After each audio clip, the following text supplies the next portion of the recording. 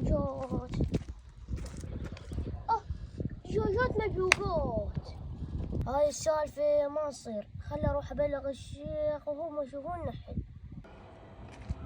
هذا بيت الشيخ، خلي اروح اقول له خاطر يشوفون حل. يا بالباب. يا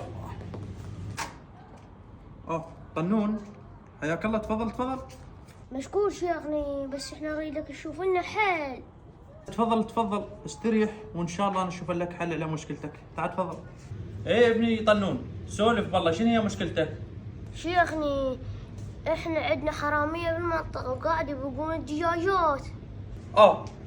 حرامية وهم منطقتي؟ اي والله شيخ. هسه تروح تبلغ المنطقة كلها، تقولهم الشيخ رايبكم بالديوان هسه، والما يجي انا اعرف اتصرف وياه شلون. ان شاء الله شيخنا، يلا في مجال. اليوم نروح للشيخ ولازم يشوف لنا حل. ايوه. اكيد هذا طنون جاب الجماعة وجه. يا الله.